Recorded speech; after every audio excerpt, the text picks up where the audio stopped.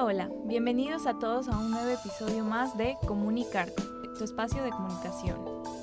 Estamos contentos de compartir una vez más con ustedes y por supuesto darle la bienvenida a nuestra fantástica invitada del día de hoy. Thalie, bienvenida. Hola chicas, ¿cómo están? Qué gusto estar acá. Bueno, no queremos empezar sin antes contarles un poco de Thalie. Es una periodista guayaquileña con más de 10 años de experiencia. Ha trabajado en medios de comunicación como El Comercio, Vistazo, Expreso y Extra. En estos dos últimos fue editora de contenidos digitales por casi 3 años. En 2018 ganó el premio Jorge Mantilla Ortega en la categoría Entrevista. Durante los últimos años, su trabajo se ha enfocado en los derechos de las mujeres y la violencia basada en género. En 2019, como fellow del International Center for Journalists, ICFJ, trabajó un mes en la versión de inglés de HuffPost en Nueva York. En el 2020 cubrió el caso de Paola Guzmán y su investigación, que incluyó testimonios de amigas de la víctima que no habían hablado con la prensa en 17 años. Fue incluido como parte de los alegatos de la defensa ante la Corte Interamericana de Derechos Humanos. Este año también fue finalista de los premios Roche de Periodismo en Salud versión Ecuador. Actualmente está realizando su tesis de la Maestría de Periodismo Digital y Gestión de Proyecto Multimedia de la Universidad Casa Grande. Definitivamente cada episodio que pasa tenemos la oportunidad de compartir con personas tan talentosas como tú, Thalie. Y por eso quisiéramos que compartas con nosotras y todos aquellos que nos escuchan un poquito de todo el conocimiento y experiencia que tienes sobre esa maravillosa carrera, el periodismo. Bueno, para empezar, sabemos que desde hace algunos años te has enfocado en los derechos de la mujer y la violencia de género. ¿Qué fue lo que te incentivó a enfocar tu trabajo en este tema y de qué manera ha influenciado esto en tu forma de ver y ejercer el periodismo? Creo que hay dos momentos claves en mi camino hacia la cobertura de los derechos de las mujeres. Uno fue cuando cubrí un tema bastante polémico entonces, mientras trabajaba en Diario El Comercio en el año 2015. Fue un tema sobre las mujeres que no quieren ser madres.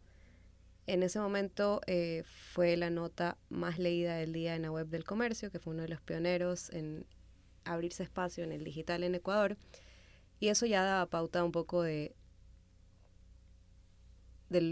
cómo se perciben los derechos de las mujeres, ¿no? Mujeres que simplemente no quieren ser madres, de diferentes edades. Estaba el testimonio de una mujer que estaba en sus 20s, otra en sus 30s, otra en sus 40s y otra en sus 50s. Si bien en los comentarios de la audiencia había muchos comentarios positivos, también había muchos comentarios negativos que decían por qué ellas no cumplen con el rol de ser mujeres, ser madre es el regalo más maravilloso del mundo, etcétera, etcétera. Y ese trabajo, que fue muy desafiante y fue bastante interesante de reportear, me dejó pensando también un poco en cómo los medios contribuimos a construir estereotipos sobre la feminidad y la masculinidad. Pero entonces fue como solo un bichito, por decirlo de alguna forma, una idea que quedó ahí sembrada. Luego, en 2018, tuve la oportunidad de entrevistar a Nerea Pérez de las Heras. Es una feminista y periodista española. Ella hace unos videos de humor para Diario El País sobre feminismo que se llaman Feminismo para Torpes. La entrevisté en la Feria del Libro en Guayaquil porque ella estuvo acá, y con esa entrevista justamente gané el premio Jorge Mantilla Ortega. La entrevista era bastante básica, por decirlo de alguna forma, porque exploraba como los conceptos más elementales del feminismo, y sin embargo el hecho de que haya ganado este premio y que haya tenido tantas lecturas y tan buena acogida daba a entender un poco sobre la falta de información que existe en la sociedad, sobre todo en la sociedad ecuatoriana y específicamente en la guayaquileña, sobre lo que es el feminismo. Y el feminismo básicamente es la igualdad de las mujeres y la lucha por los derechos de las mujeres. Esos dos momentos fueron como un punto de quiebre en mi carrera profesional, definitivamente. Y a partir de eso empieza ya una cobertura mucho más activa de mi parte de los derechos de las mujeres, con varios temas como la cobertura de femicidios, de violencia de género en general. Ahí entra, por ejemplo, la cobertura del femicidio de Evelyn Carolina Bravo Bodero, que era una activista del feminismo y de los derechos humanos, que fue asesinada por su expareja, y también el caso Paola Guzmán Albarracín, que llegó a la Corte Interamericana de Derechos Humanos. Talie, como mencionamos en tu introducción, actualmente te encuentras realizando tu tesis de maestría de periodismo digital. Consideramos que el periodismo constantemente se ve inmerso en un proceso de cambios constantes y la necesidad de comunicar y transmitir información lo más rápido posible. ¿Qué tan importante es para un periodista en la actualidad manejar el periodismo digital correctamente? Con esta pregunta me haces pensar mucho en una frase que suelo escuchar a menudo cuando se habla del periodismo digital, y es: el periodismo digital es el futuro. Yo no creo que el periodismo digital sea el futuro. El periodismo digital es el presente, y si no estamos al día en esta información, definitivamente no vamos a poder conectar con la audiencia en una forma. Esto no significa que el periodismo en papel vaya a morir. No significa, porque hay esas discusiones también a nivel global, ¿no? Pero sí significa que debemos reinventar la forma en la que contamos las historias y los formatos.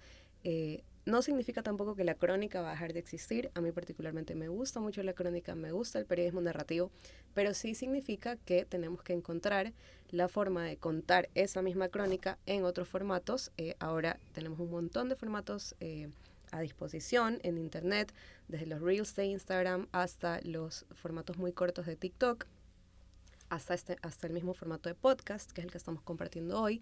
Entonces tenemos que repensar la forma en la que contamos nuestras historias y en la que podemos conectar con la audiencia, porque también la audiencia exige eso hoy de nosotros. Ya no podemos hablarle a las personas como si estuviéramos hablándoles hace 20 años, que solo vamos a pensar en un formato escrito o incluso en un formato audiovisual como el de la televisión, que también tiene como su rigidez. Esos formatos tienen que compartir espacio con las nuevas plataformas, y eso va a seguir cambiando. Hoy tenemos Reels y el próximo año no sabemos qué va a venir. O sea, los Reels hace 2 años no existían. Hace 10 años era impensable leer el periódico en la web aquí en Ecuador. Entonces es una demanda periodística de actualización constante. Es verdad, igual el poder llegar a distintas audiencias. Antes yo creo que por periódico físico tal vez llegaba a las personas adultas, eran las que tomaban más interés, pero ahora por lo menos en mi entorno veo que todos siguen el comercio online, todos los periódicos online. Entonces te vas informando y a su vez vas igual educando a las personas a que consuman por esos medios igual la información rápida. Llegando a la otra pregunta, ¿consideras que la pandemia dio paso a nuevas formas de realizar periodismo? ¿En qué medida el periodismo cambia para los próximos años?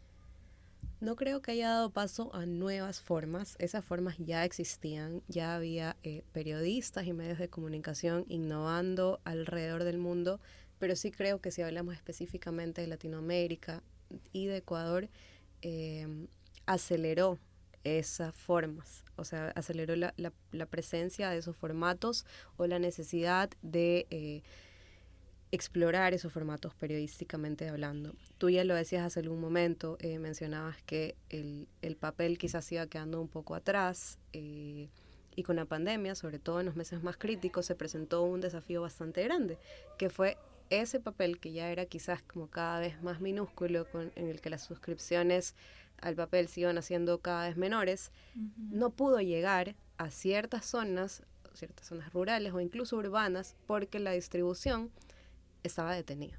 O sea, no había cómo hacer llegar el periódico impreso, porque no había cómo moverse en las carreteras. Claro. No había restricciones de movilidad. Entonces, la única salida que encontraron los medios de comunicación, que aún no estaban explorando en el digital, fue lanzarse a realmente hacer contenido digital. Y los que ya estaban como en sus primeros pininos del digital, tuvieron que empezar a realmente generar otro tipo de formatos y ver una forma real de conectar, más allá de solamente poner un duplicado de la nota publicada en papel en la web. Y las que ya estaban, los medios de comunicación, que ya tenían un sistema robusto de digital, fueron las que salieron fortalecidas, y en todos casos se aumentaron las visitas de sus sitios. Talie, con la finalidad de conocer un poco más de tu trabajo de campo, cuéntanos sobre una de tus experiencias favoritas a lo largo de tu carrera o una experiencia que haya influenciado en tu forma de ejercerla. Wow, hay muchas experiencias, pero creo que quizás una de las más importantes es la reportería del caso Paola Guzmán Albarracín. Para quienes no conocen este caso, Paola Guzmán fue una niña, adolescente, que entre sus 14 y 16 años fue víctima de abuso y violación sexual por parte del vicerrector del colegio donde estudiaba. Ella quedó embarazada producto de este abuso y finalmente murió producto de suicidio. Se suicidó para denunciar este abuso. El caso de Paola es bastante simbólico porque ella no fue la única víctima, había muchísimos niños, niñas y adolescentes que estaban viviendo situaciones similares, por lo que el caso fue llevado a la Corte Interamericana de Derechos Humanos. Finalmente, en agosto de 2020, el año pasado, en plena pandemia, la Corte encontró culpable al Estado ecuatoriano por no haber prevenido la muerte de Paola. Y eso tiene bastantes implicaciones. Este caso yo lo reporté y lo publiqué en enero de 2020, cuando el caso iba a ser discutido en la Corte, es decir, que se iba a llevar a cabo la audiencia. Pero previo a eso, a llegar a la publicación de ese día, hubo un intenso trabajo de reportería. Hace algún momento cuando ustedes me presentaban, mencionaban que compartí o logré conseguir estos 2 testimonios de 2 amigas de Paola que no habían hablado en 17 años con la prensa. Esa experiencia periodísticamente fue muy grande. Ahora justamente estoy leyendo un libro que se llama She Said, que es la historia de las 2 reporteras que levantaron el caso de Harvey Weinstein en Estados Unidos, en el New York Times, y recordaba muchos paralelismos, o sea, sin considerarme a ese nivel, pero muchos paralelismos en este trabajo de campo que tuve que hacer con Paola Guzmán, ¿no? Hay muchas cosas que considerar, por ejemplo, evitar la revictimización, pero más allá de eso es un trabajo arduo de investigación en el que hay que documentarse, hay que realizar entrevistas. Entonces, ¿cómo realizo entrevistas si necesito que no haya revictimización? Entonces tengo que acudir a videos públicos, por ejemplo, de la audiencia de fondo que se realizó en 2015 ante la Comisión Interamericana de Derechos Humanos. Fue una búsqueda intensa en internet para conseguir estos 2 testimonios de personas que no conocía, revisar muchos papeles de la fiscalía, documentos legales, conseguir estos nombres, buscarlos en Facebook, ver que una de ellas aparecía en una lista de una universidad pública y ver a través de esa lista cómo contactar a una persona, así, todo un trabajo de investigación muy fuerte. Entonces creo que ese es quizás uno de los trabajos que más me ha costado, pero de los que definitivamente me siento más orgullosa. Talie, para culminar con nuestro segmento de preguntas, ¿podrías compartirnos 3 tips o consejos que considerarías importantes para aquellas personas que han decidido seguir esta carrera? Bien, es difícil porque hay muchísimos consejos, pero creo que uno fundamental es saber insistir. Hace algunos años yo tuiteaba esto, ¿no? Creo que a veces el trabajo de periodismo suele insistir, y cuando digo insistir, es insistir ante las oportunidades, ante las fuentes. A veces va a haber fuentes que te cierren la puerta, a veces no vas a encontrar la información la primera vez, no todo está en la primera página de Google y hay que insistir muchísimo, ¿no? Buscar también, creo que referentes es muy importante. A veces nos quedamos solamente con la idea de que lo que aprendemos en la universidad basta, y si bien es una base y un cimiento bastante importante, no debemos quedarnos ahí, sino buscar referentes locales e internacionales, tanto de medios de comunicación que nos gusta consumir, como de periodistas a quienes admiramos en todos los formatos, ¿no? Periodistas que sean referentes para nuestro trabajo, que nos van a ayudar a seguir nuestro camino, a guiar. Y un tercer consejo también sería que cuando eres periodista no tengas miedo a no trabajar en los grandes medios de comunicación. Es eso algo que he aprendido. No trabajar valorando siempre estos espacios, pero no trabajar en Ecuavisa o en Vistazo o en El Comercio no es el fin del mundo. Hay muchísimos espacios nuevos digitales que se están abriendo, hay medios de comunicación como GK, como Wambra, o incluso uno puede crear su propio espacio digital. No estar en esos grandes espacios no significa que no puedas hacer periodismo. Siempre hay una manera de ejercerlo. Wow, de verdad, muchas gracias, Talie, por todo lo que has compartido el día de hoy. Estamos a minutos de terminar, pero antes ha llegado uno de mis momentos favoritos, el momento de la dinámica.